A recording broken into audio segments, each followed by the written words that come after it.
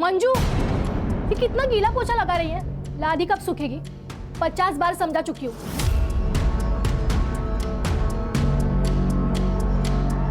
लेकिन तेरे दिमाग में ना कुछ घुसता ही नहीं है।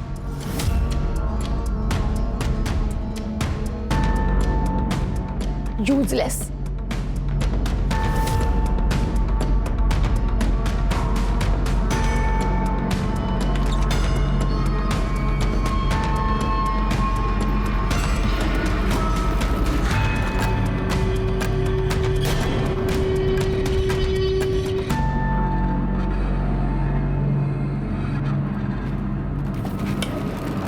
क्या देख रही है?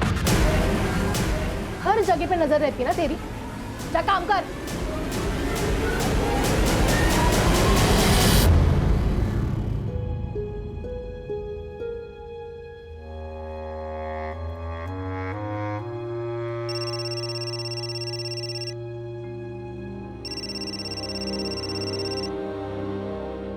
किशोर, ताई का फोन है।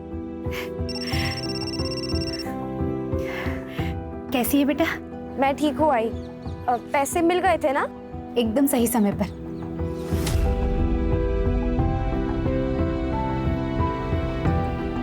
किशोर का सिलेंडर बस खत्म ही होने वाला था।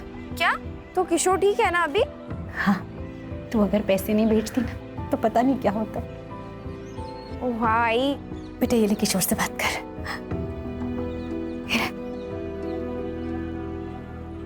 ताई, अब मुझसे मिले कब आओगे?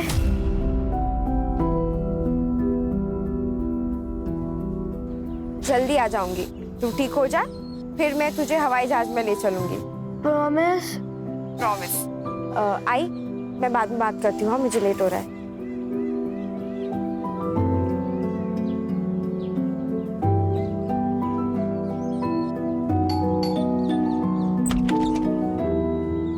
टाइम मिला तुझे वापस आने का?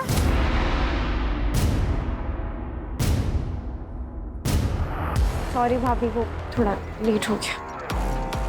सॉरी भाभी, इतना लेट आई है, अभी घाई घाई में काम करेगी।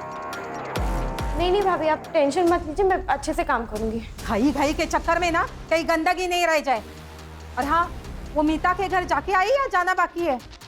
नहीं भाभी, बाकी है। अभी तो मैं शिल्पा भाभी के घर से आ रही हूँ। सुन, तुझे ना पैसों की जरूरत थी, इसलिए वो शिल्पा के घर में काम करने बोला था। वो तेरा पार्ट टाइम है, ये फुल टाइम है। लेकिन तुझे मेरे घर के काम की और मीता के घर के काम की बिल्कुल चिंता नहीं है। लेट आती है, घाई घाई में काम करती है।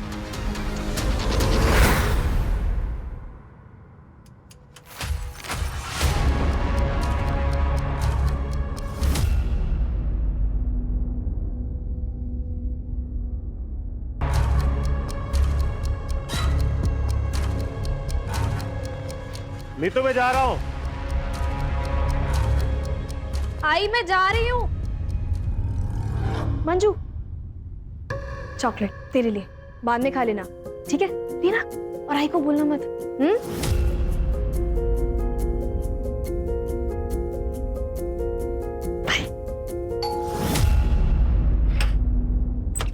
अरे मंजू, तू आ गई? अच्छा। जी भाभी।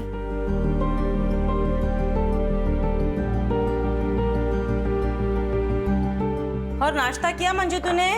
नहीं भाभी। भूखे पेट काम करेगी तो ताकत कहाँ से आएगी तुझे? चलो, मैंने पोहे बनाए, जल्दी जल्दी पोहे खा लो। अरे नहीं भाभी, रहने दीजिए, वैसे भी आज बहुत काम है। अरे खा लो। नहीं भाभी, मैं कह रही हूँ ना। चलो रख दो वो काम वहाँ पे। अरे नहीं तू भाभी, बैठ जा। अभी झाड़ू फिर भाभी के नहीं, घर बाद में करते हैं ना काम। तू बैठ जा, बैठ जा। चल पोहे खा ले, ठीक है? मैं आती हूँ।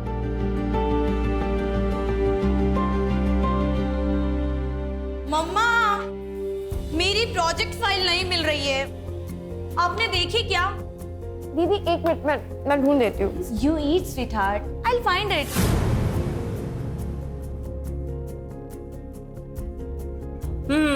ये रही तुम्हारी प्रोजेक्ट फाइल।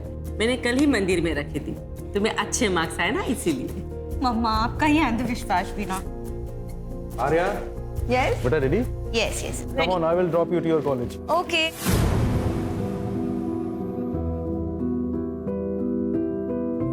बाय मम्मा। बाय बेटा। Bye bye Manju.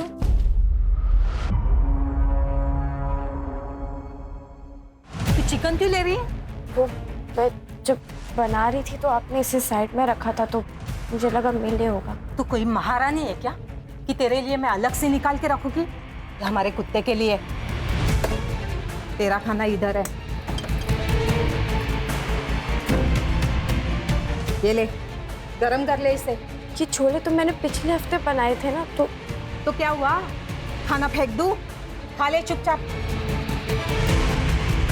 एक हफ्ते का पुराना खाना और तुमने खा लिया मंजू?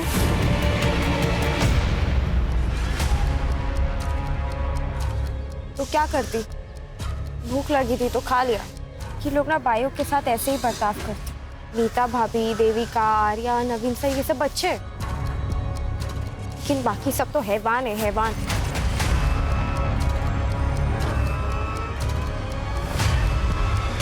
मंजू क्या करे उधर? घर आके कुछ काम ही कर ले। क्या चक्कर क्या चल रहा है वो वॉचमैन देवेंद्र के साथ? सुन, अगर फिर से हो गई ना तो घर से बाहर फेंक दूंगी तुझे। नहीं भाभी, आप जैसा सोचो ऐसा कुछ नहीं है। अब मुंह बंद कर, जल्दी जाके सब्जियां लेके आ।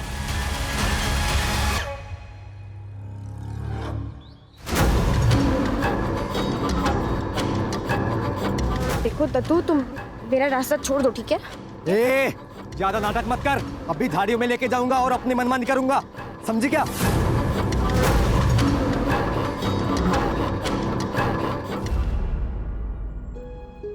मंजू, मंजू ऐसे मत रो, हिम्मत से काम लो। अच्छा हुआ बाई चांस नवीन वहाँ पे पहुँच गए थे, वरना पता नहीं वो गुंडा उसके साथ क्या करता। इतनी सारी मेड्स है जो काम करने बाहर जाती है, उन्हें तो कोई नहीं छेड़ता। सारे आशिक इसके ही पीछे लगे पड़े। तूने उकसाया होगा ना उसे? यार बस करो ना। बस सारी गलती मेरी ही दिखती है तुम्हें। मंजू एक काम कर, तू उठ, अंदर जाके आराम कर। हाँ आराम कर जाके, सारे काम मैं करने बैठी हूँ इधर।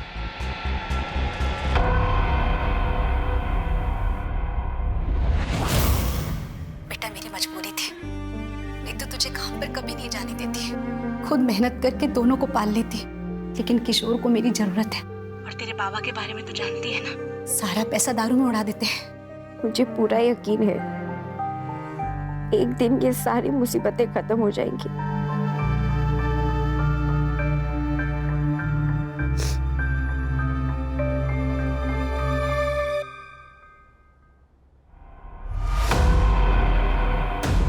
तूने अभी बेडरूम साफ किया ना? हाँ दीदी, मैंने अच्छे से साफ किया है। हाँ, और कबर्ड भी। तेरी नजर थी ना पैसों पे, पूरे 5,000 रुपए गायब हुए। कहाँ पे गए पैसे? नहीं दीदी, मुझे इस बारे में कुछ नहीं पता है। पैसे कहाँ पे बता मुझे? मुझे नहीं दीदी पता। दीदी दीदी आराम से पहले आप शांत हो जाइए। मैं क्या कह रहा हूँ, आप एक बार फिर से चेक कर लीजिए, क्योंकि मुझे नहीं लगता कि मंजू ने ऐसा कुछ किया होगा। नहीं सत्यम, मुझे पूरा यकीन है कि ये इसी का किया धरा है। नहीं दीदी, मुझे सच में नहीं पता। नहीं पता? तुम्हारी पर्स कहाँ पे? एक मिनट भैया, मैंने सच में नहीं लिए पैसे। अभी पता चल दीदी, जाएगा। मैंने नहीं लिए। मैंने ये क्या है? सत्यम, पुलिस को फोन लगाओ। दीदी, पुलिस नहीं, माफ कर दीजिए दीदी, मुझे पैसों की जरूरत, मैं चोर रही हूँ। ये सब नौटंकी ना मेरे सामने नहीं चलेगी, समझी? दीदी मैं क्या कह रहा हूँ, वैसे भी पहली बार गलती की है इसने, तो मैं सोच रहा हूँ कि इसे इस बार वार्निंग देकर छोड़ देते हैं। लेकिन ये पहली और आखिरी वार्निंग है। आइंदा से ऐसे कुछ किया ना तो सीधा जेल भेज दूंगी।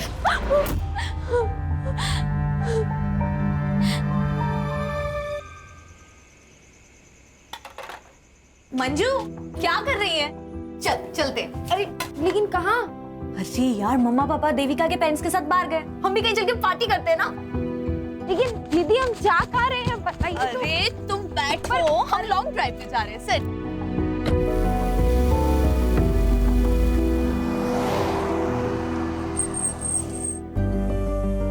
हाय, कम।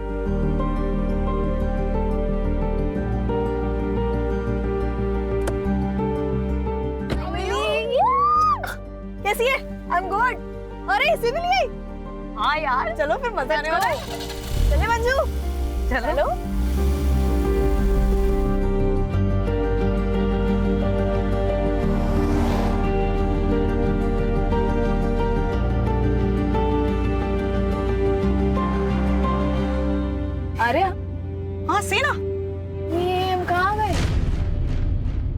सेकंड, गाड़ी साइड में लगा। चरक लेना। दीदी क्या? मंजू सुनो, तुम यहाँ पे वेट करो, हम लोग बाहर देख कर आते हैं। ठीक है? लेकिन हम लोग आ रहे हैं। वेट करना।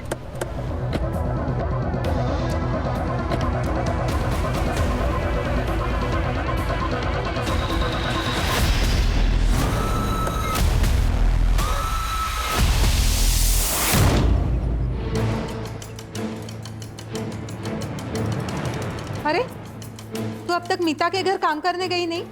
मैं अब वहाँ काम नहीं करती भाभी, मैंने आप पास ही में दूसरा छुट्टा काम ले लिया है। ऐसा क्यों?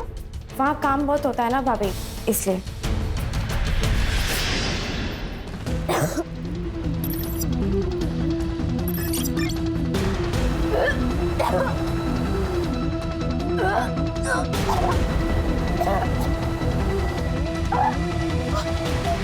किसका पाप है तेरे पेट में? किसका पाप है? उस वॉचमैन का ना। बोलती क्यों नहीं? चिल्ला क्यों रही है? तो मंजू रो क्यों रही है? अपने कर्मों का भुगत रही है पेट से महारानी। क्या? मंजू बता, बच्चे का बाप कौन है? बता। ना बताना ना बताए, वैसे भी हम कौन सा इस पाप को अपने घर पालेंगे। सामान बांध और निकल मेरे घर से। चल निकल। सर, बॉडी आइडेंटिफाई हो गई है। मंजू काले नाम है, उम्र 17 साल। सर कुछ दिन पहले हिंजवड़ी पुलिस स्टेशन में उसने एक कंप्लेंट भी लिखवाई थी। सर मंजू घर में काम करने वाली बाई थी सर। उसने शिल्पा माथुर और उसके भाई सत्यम राठी के खिलाफ कंप्लेंट की थी कि वो उनको सैलरी नहीं दे रहे। और उनका क्या कहना है? सर शिल्पा का ये कहना है कि मंजू ने उनके घर पे चोरी की थी। मंजू को उन्होंने रंगे हाथों पकड़ा भी था, इसलिए उसको बाद में नौकरी से निकाल दिया। ठीक है, ओके सर। सिर्फ शिल्पा और उसके भाई को बुला लिया। सर चोर थी वो। पहली बार मैंने उसे रंगे हाथों पकड़ा था। 5,000 रुपए निकले थे उसके पर्स से, लेकिन तब मैंने उसे वार्निंग देके छोड़ दिया। लेकिन कुछ दिनों बाद फिर से मैंने उसे 3,000 रुपए के साथ रंगे हाथों पकड़ा। फिर मैंने डिसाइड कर लिया कि उसे नौकरी से निकालना होगा। उस पर तरस खा के मैंने काम पे रखा था। 1 नंबर की कामचोर थी वो, काम पे कम और घर के बाकी सामानों पे ज्यादा नजर थी उसकी। और तो और सर थोड़ी मूडी भी थी। इन लोगों को बस मुफ्त का पैसा चाहिए होता है। वैसे तो मंजू मेनली नवीन और बलराज के घर पे काम करती थी, पर उसे पैसों की बहुत ज़रूरत थी, इसलिए मैंने उसे पार्ट टाइम जॉब पे रख दिया था। पर मुझे क्या पता था कि वो हमारे घर पे ही चोरी करेगी। गणेश भाई सर, मंजू जहाँ जहाँ काम करती थी ना, वहाँ के एड्रेस जरा लिखवा दीजिए।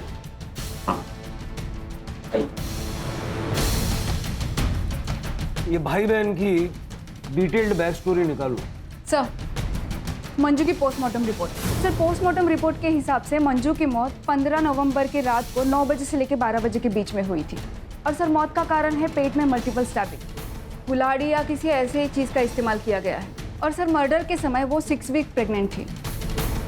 मंजू के माँ बाप को बुला के उसकी पहचान करवाओ, और ये जहाँ जहाँ वो काम करती थी उसे जाके मिलते हैं। ठीक है सर, हमें नहीं पता पिछले 1 महीने में उसके साथ क्या चल रहा था। हाँ सर, हमारे यहाँ पे उसने काम करना बंद कर दिया था। और वो नीतू, उसके पास तो वो काम करती थी। नीतू हमारे यहीं पे बगल में रहती है सर। हमारे फैमिली फ्रेंड्स हैं वो। तो उसने आपके घर से काम क्यों छोड़ दिया? पता नहीं सर, हम तो उसके साथ बहुत अच्छे से व्यवहार करते थे। इनफैक्ट मैंने उससे कारण भी पूछा, पर उसने कुछ भी नहीं बताया। आपको पता था मंजू प्रेग्नेंट थी? नहीं सर, मुझे तो पता ही नहीं था। मुझे तो तब पता चला जब नीतू ने उसको काम से निकाला। प्रेग्नेंट थी वो, और बता भी नहीं रही थी कि बच्चा किसका है। हमारे घर में जवान बेटी है, उस पर क्या असर पड़ता, इसलिए मुझे उसे काम से निकालना पड़ा। मंजू ने आपको बताया था वो कहाँ जा रही है? अपने गांव अम्बे गांव जाने वाली थी वो, अब 1 हफ्ते पहले, है ना? हाँ। आपको पता मंजू का रिलेशन किसके साथ था? मेरा मतलब है उसके बच्चे का बाप कौन होगा? मुझे पक्का यकीन है वो हमारा वॉचमैन ही है। देवेंद्र नाम था उसका। घंटों बातें करते रहते थे वो। एक दिन तो मैंने देखा था मंजू के गले में हाथ डाल के खड़ा था वो। मंजू अंदर आ जा, क्या करे उधर? हमारा शक तो तब गहरा हुआ जब मंजू के जाने के अगले दिन ही देवेंद्र ने भी काम पे आना बंद कर दिया। उसने सोसाइटी के सेक्रेटरी को बताया कि उसे कहीं और जॉब मिल गई है। मंजू की किसी के साथ कोई दुश्मनी, लड़ाई झगड़ा ऐसा कुछ था? नहीं नहीं सर, उसकी तो किसी से भी कोई बातचीत नहीं थी, वो तो अपने आप में ही रहती थी। ये वॉचमैन का क्या नाम बताया आपने? देवेंद्र यादव। उसका नंबर दे दीजिए। सर, देवेंद्र यादव ने बताया कि वो सातारा में जॉब करता है। उसने कहा कि कल वो थाने आ जाएगा। और सर, ये शिल्पा के भाई सत्यम को जुए खिलाता है। इसने बहुत सारे लोगों से पैसे भी उधार ले रखे हैं। इतना ही नहीं, इसने बहुत सारे लोगों से मारपीट भी की है। मतलब हो सकता है कि पैसों का जोल सत्यम ने किया और इल्जाम मंजू पे डाल दिया। लेके आओ इस सत्यम को। मैं दीदी के कबड़ से छोटी छोटी अमाउंट लिया करता था सर, ताकि दीदी कभी नोटिस ना कर पाए। एक दिन मंजू ने मुझे ऐसा करते हुए देख लिया सर।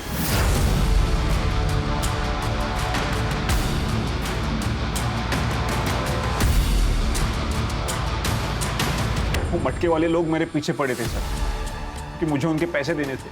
इसलिए सर एक दिन मैंने सीधे 5,000 रुपये निकाल लिए और फिर दीदी को शक हो गया ना, इसलिए मैंने वो पैसे फिर से मंजू की पर्स में रख दिए और फिर दीदी को मंजू की पर्स से वो पैसे मिल गए सर। फिर भी मैंने दीदी से कहा था सर, मंजू को एक और मौका देने के लिए। बोला बनता है। इसका डीएनए सैंपल लो और शहर से बाहर जाना नहीं, अच्छे बच्चे की तरह घर में रहना। चल इसका सीडीआर और लोकेशन निकलवाओ। देखो 15 नवंबर की रात को था। सर, मंजू के घर वाले आए, उन्होंने बॉडी आइडेंटिफाई कर ली। मंजू हमारी पहली और आखिरी उम्मीद थी साहब, तो वो भी चली गई। हमारी बच्ची कभी घर पहुंची ही नहीं। आपको पता है आपकी बेटी 6 वीक से प्रेग्नेंट थी? या उस बच्चे का बाप कौन था? क्योंकि नवीन और बलराज की फैमिली का कहना है कि मंजू को भी नहीं पता था कि उस बच्चे का बाप कौन था। झूठे है सबके सब। मंजू को मालूम था, तभी तो उसे सुनसान जगह ले जाकर तमंचा दिखाकर उसका करवाया गया। मेरी बच्ची की जिंदगी को बर्बाद कर दिया। आपको यकीन है कि ऐसे ही हुआ था? कैसी बात कर रहे हैं साहब? आप खुद भी सोचिए ना साहब, कोई भी माँ बाप अपनी बच्ची के बारे में जानबूझकर ऐसी बात करेगा? साहब, हम दोनों वहां बात करने भी गए थे उनसे, जब मंजू ने हमें बताया। बहुत हो गया, झूठा इल्जाम मत लगाना हमारे ऊपर। और हमारी बच्ची झूठ क्यों बोलेगी? हम लोग का साथ देने के बजाय तुम लोग हमें झूठा बोलते हो। लेकिन हम ऐसा क्यों करेंगे? On gun point? मंजू झूठ मत बोल, टेल देम ट्रूथ। गलत सकते ये दोनों ने मेरे साथ गलत किया है। अरे किया होगा तभी तो बोल रही है ना। उन दोनों लड़कियों ने अपनी गलती मानने से इनकार कर दिया और उनके घर वालों ने मामले को रफा दफा करने के लिए मंजू को हर महीने 25,000 देने का वादा किया। आई बाबा, मुझे घर ले चलो ना, मुझे यहाँ काम नहीं करना है। हम जाके पुलिस कंप्लेन कर देते हैं ना। तूने सुना नहीं क्या कहा उन्होंने? 25,000 रुपए महीना। किशोर को ठीक करना है या नहीं? बेटा, बाबा एकदम ठीक कह रहे हैं, मैं तुझे घर ले जाती, लेकिन अगर किशोर को ठीक करना है ना तो तुझे काम करना पड़ेगा। मजबूरी है हमारी। मान जा। वो आखिरी बार था जब मैंने अपनी बच्ची को गले से लगाया और दत्तू तो उसे पहले से ही परेशान कर रहा था।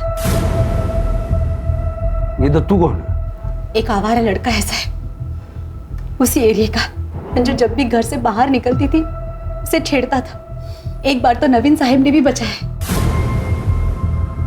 तो आपने पुलिस कंप्लेंट नहीं की? मंजू करना चाहती थी साहब, लेकिन बदनामी के डर से मैंने उसे रोक दिया कि कहीं काम ना चला जाए। जब पता नहीं मंजू चली गई, अब हमारा क्या होगा? मेरे को तो डर है साहब कि मेरा किशोर भी मेरे को छोड़ के चला जाएगा। बिलीव मी सर, मंजू बहुत हार्ड वर्किंग थी, उसके लिए बुरा लगता था, इसलिए मैं और देवी का उसे घुमाने लेके गए थे ताकि उसे अच्छा लगे। फैक्ट सर, वो तो हमारे साथ एंजॉय भी बहुत कर रही थी। सर, उसके बाद देखा कि हम लोग रास्ता भटक गए, फिर हम किसी से रास्ता पूछने के लिए भी उतरे। सामने एक छोटा सा स्टॉल था, फिर खाने पीने के लिए हम लोग सामान लेकर आए। देखा मंजू बहुत रो रही है और उसने कहा कि उसके साथ किसी लड़के ने ज़बरदस्ती करने की कोशिश की और पता नहीं सर वो हमें ब्लेम करने लगी और ये बोल के कि हमने गन पॉइंट पे रख के उसका करवाया। जबकि सर उस वक्त हम वहाँ थे भी नहीं। एग्जैक्टली सर, और पूरे रास्ते हम उससे पूछते रहे कि कौन था, किसने किया, पर सर वो हमें ब्लेम किए जा रही थी। और तो और सर, घर जाने के बाद तो बहुत बड़ा बवाल हुआ। हमारे पेरेंट्स हमसे ही झगड़ने लगे और हम पे ब्लेम करने लगे। सर उस दिन बहुत गर्मा गर्म, इसलिए हम लोगों ने डिसाइड किया कि हम मंजू की सैलरी डबल कर दें, ताकि हमारे परिवार और हमारी बच्चियों को कोई प्रॉब्लम हो। सर तब जाके उसके पेरेंट्स माने। सर उनका तो पूरा प्लान था हमसे पैसे ऐंठने का। वो उनका बेटा पता नहीं बीमार है भी या नहीं, पूरा खानदान झूठा है सर। सर आपको क्या लगता है, क्या सच है? देखो, इस वक्त कौन सच बोल रहा है कौन झूठ बोल रहा है ये बता पाना मुश्किल है। इस सारे परिवारों की छोटी से छोटी डिटेल निकालो। ये ठाकुर और विर्क फैमिली के बारे में कुछ बता सकती हो? हाँ मैडम, ये हर फंक्शन में तो ये लोग सबसे अच्छे से बात करते हैं, लेकिन नीतू और मीता बहुत अच्छे दोस्त भी हैं। जैसे उनके पति की आपस में दोनों की दोस्ती है। और हाँ, वो दोनों आपस में बिजनेस पार्टनर भी हैं मैडम। मीता थोड़ा सा खराब बोलती है लेकिन सबसे सही रहती है, लेकिन वो जो नीतू है ना, वो ना थोड़ी नकचड़ी है मैडम। पता नहीं कहाँ की महारानी समझती है अपने आप को। नवीन तो एकदम अच्छा आदमी है सर, क्या कम बोलता है लेकिन एकदम फ्रैंक और ओपन माइंडेड है सर। और वो बलराज, वो तो एकदम का लिच्चर है सर। एक बार तो मैंने उसे अपने बेटे को तारते हुए भी देखा था, तब से मैंने अपने बेटे को मना कर रखा है, उसके हमने सब बात न करें। मैम, मैं बस हाय हेलो करती हूँ आर्या और देविका से। उससे ज़्यादा मेरी कोई दोस्ती नहीं है, लेकिन वो दोनों हमेशा साथ रहती है।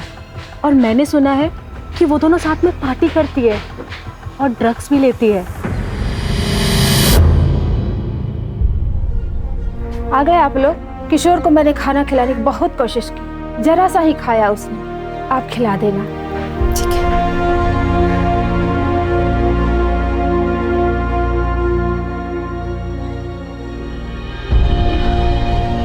आई बाबा, अब ताई वापस कभी नहीं आएगी ना? आई तुम रो क्यों रहे हो?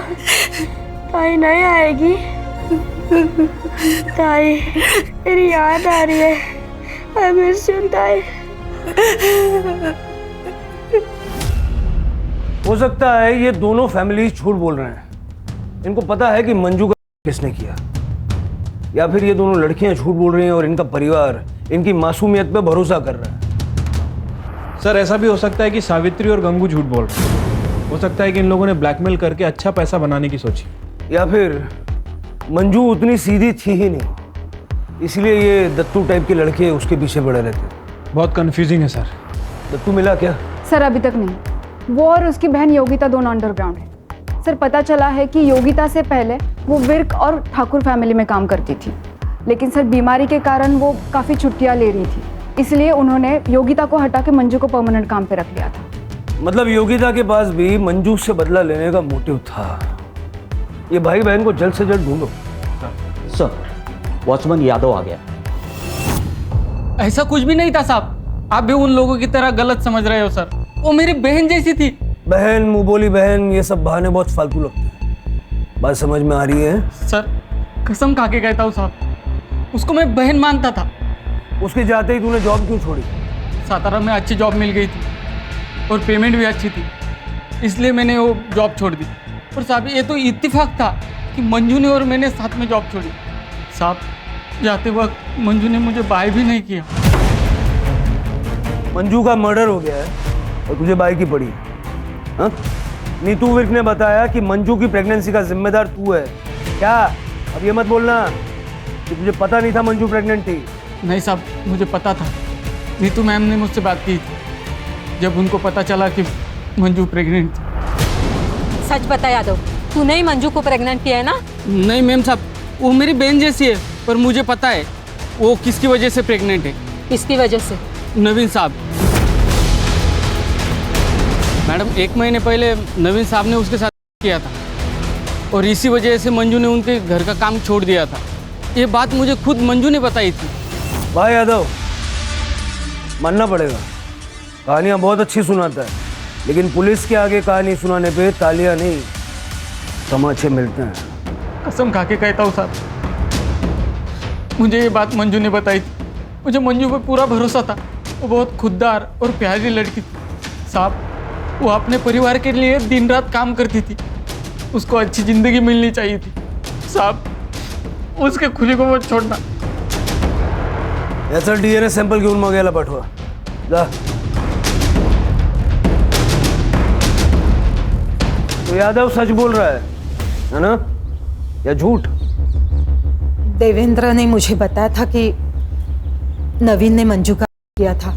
मैंने ये बात मीता को भी बताई थी और बाद में मेरे हस्बैंड ने भी मुझे कंफर्म किया था। मतलब तुम भी ये बात पहले से जानते थे? जी सर, नवीन ने 1 महीने पहले ही मुझे बताया था। जिस रात मंजू ने लड़कियों पे इल्ज़ाम लगाया कि गन पॉइंट पे उसका करवाया गया। क्या तूने मंजू किया? हाँ यार, कल रात को मैं लेट घर पहुंचा था और मैंने थोड़ी सी ड्रिंक भी कर रखी थी। मंजू ने जब मुझे बताया कि किसी ने गन पॉइंट पे उसका किया तो यार मैं अपने ऊपर कंट्रोल नहीं कर पाया। मैं आउट ऑफ कंट्रोल हो गया था। और सच बताऊं तो मुझे उसके ऊपर गुस्सा भी था यार। उसने बेवजह हमारी बच्चियों को इसमें घसीटा है। मैं तो सिर्फ कंसोल करने की कोशिश कर रहा था यार, बस।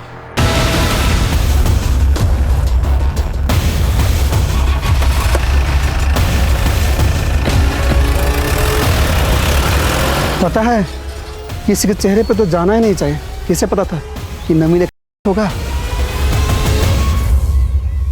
सर, दत्तू और उसकी बहन योगिता मिल गए हैं। गांव में छुपे हुए थे, कांस्टेबल जादव लेकर आ रहे हैं। सर, सत्यम राठी के इस लोकेशन हिसाब से 15 नवंबर की रात को वो अपने घर पे ही था। और सर, उसके DNA भी फीटस से मैच नहीं हुए हैं। ये यादव की DNA रिपोर्ट आई? सर, वो अभी तक आए नहीं है। और नवीन की DNA रिपोर्ट भी पेंडिंग है। फीटस का DNA से मैच होना बहुत इंपॉर्टेंट है नवीन से। हमें पता चला कि तुझे मंजू से प्रॉब्लम थी, क्योंकि तेरे सारे काम वो ले रही थी और इसीलिए तूने उसका मर्डर कर दिया। नहीं, मैंने ऐसा कुछ नहीं किया। और तू हीरो, तूने मंजू का किया ना? अपनी दीदी का रास्ता साफ करने के लिए उसका मर्डर कर दिया। बोल वरना। नहीं साहब, वो सब तो मैं ड्रामा कर रहा था उसको डराने के लिए। रेप किया, मैं तो उसको जिंदा जलाने के लिए बोलता था।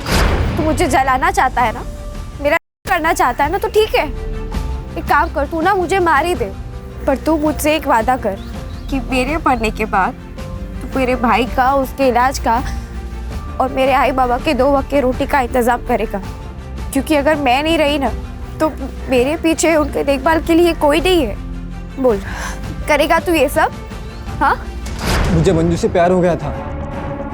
मैं 1-2 बार उसको मिलने के लिए गया था। मैं तुझे बहुत चाहता हूँ। शादी बनाएगी तू मेरे साथ? तुम मेरे बारे में कुछ जानते नहीं हो, तो फिर नहीं पता मेरे साथ क्या हुआ है।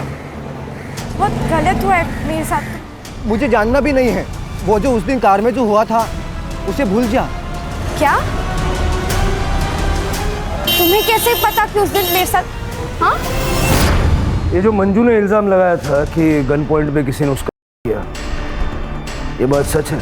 हाँ साहब, जिसने उसका किया था वो बेचता है। अच्छे से जानता है अपन उसको, दोस्त है मेरा। मैंने एक बार उसको मंजू के बारे में मेरे मन की फीलिंग्स को बताया था और उसको मैंने मंजू का फोटो भी दिखाया था। तब वो थोड़ा अलग ही बिहेव करने लगा। वो मेरे को बोला कि मैं मंजू के बारे में एक बार सोच लूं, क्योंकि उसको गन पॉइंट पे मंजू के साथ करने के लिए फोर्स किया गया था। साहब, ये सुनकर मैं तो सदमे में चला गया। मैंने उसको पूछा, पर उसने नहीं बताया कि किसने उसको फोर्स किया। बोला कि वो कस्टमर था। कहाँ मिलेगा ये गोपी?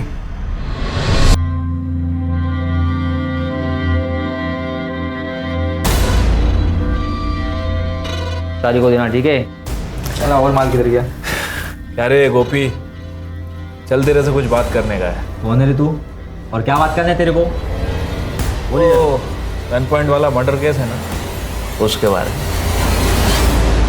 साहब, आर्या और देविका सिर्फ लेस्बियन नहीं, बल्कि 1 नंबर की नशेड़ी भी थी। बहुत एडजस्ट किया उन दोनों के वास्ते। अमाउंट बहुत ज़्यादा हो गया था। मैंने बोला पहले का अमाउंट क्लियर करो, फिर माल मिलेगा।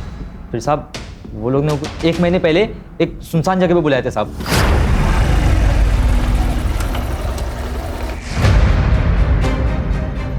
कहाँ है मेरे पैसे? गाड़ी में।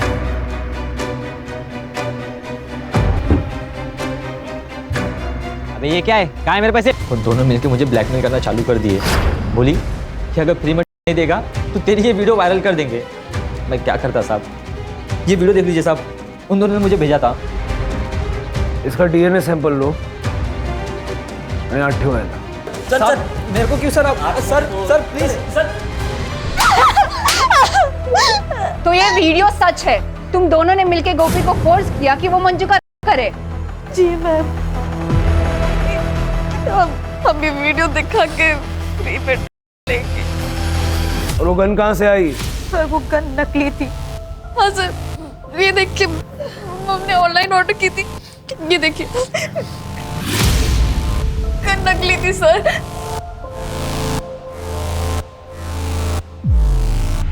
और इसके बारे में क्या कहना है सर?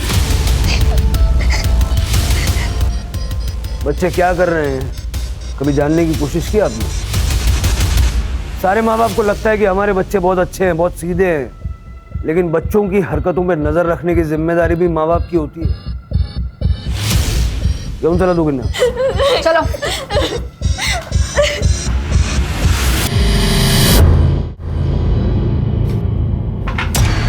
क्या कर रही है? किशोर की दवाई के पैसे। तो मैं क्या करूं? मैं क्या करूं मतलब? क्या बोलने की कोशिश क्या कर रहे हो? मर जाऊंगा मैं। तुम्हारी वजह से मेरे ताई चली गई, तुमने मेरी ताई को मार डाला। मास्क लगा बेटा, मास्क है, मास्क लगा। ऐसे नहीं बोलते बेटा, मास्क लगा, मास्क लगा, मास्क लगा, मास्क लगा।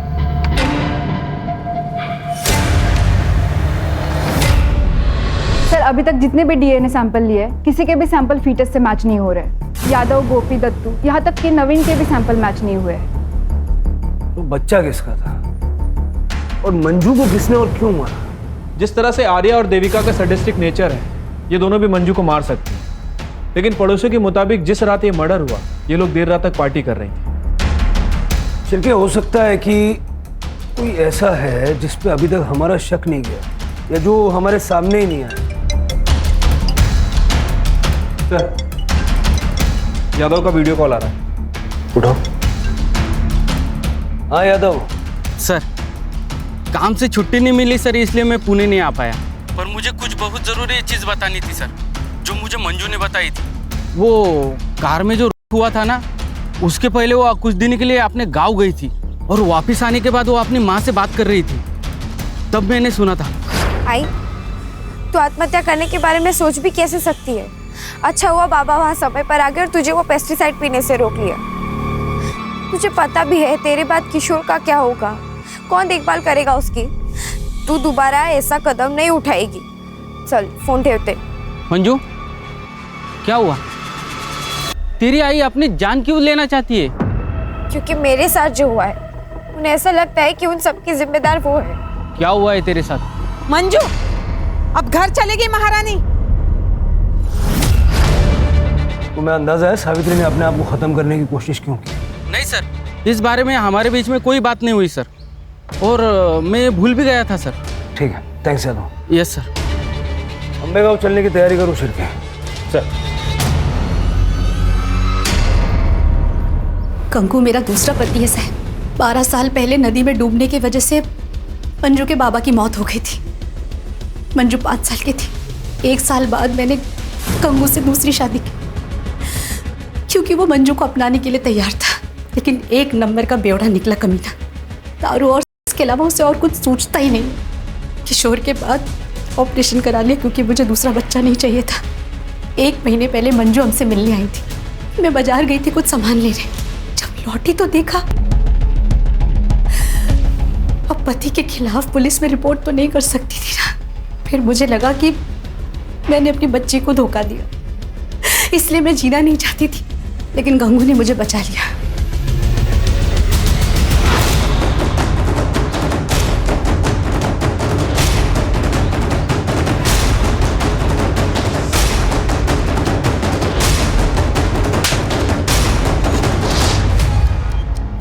सर, जैसा कि सावित्री ने बताया था, गंगू ने ही मंजू का किया है। सर, फीटस डीएनए के लिए भेज दिया है।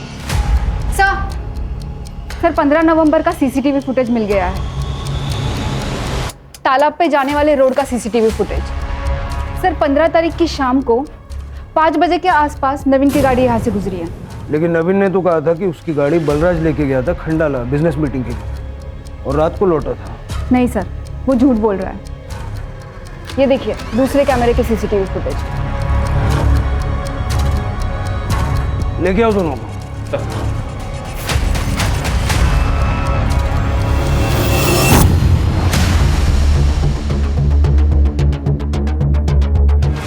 हाँ सर, मैंने ही शंकर को सुपारी दी थी मंजू को मारने की।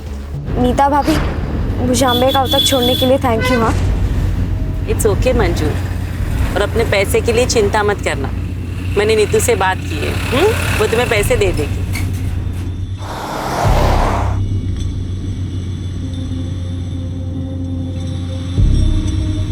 ये हम कहाँ जा रहे हैं? कि मेरे गांव का रास्ता तो नहीं, हम कहाँ जा रहे हैं? क्या हो गया? गाड़ी क्यों रोक दी? सॉरी मंजू, तुम्हारा जीना मेरे लिए और मेरे परिवार के लिए खतरे से खाली नहीं है। सर, मुझे डर लग रहा था कि उसकी प्रेगनेंसी की बात कहीं बाहर ना आ जाए। शर्म नहीं आई?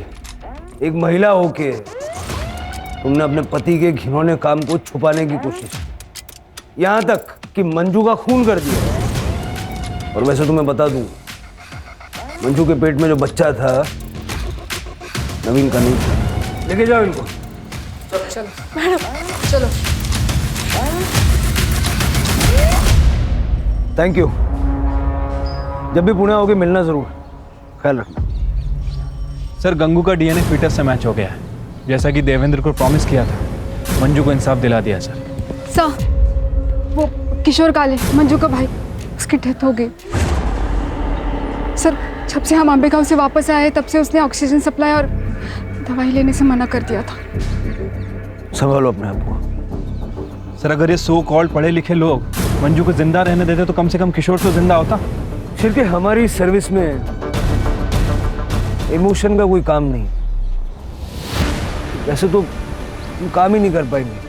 अब यही प्रार्थना करो कि वो दोनों भाई बहन जहाँ कहीं भी हों खुश हों।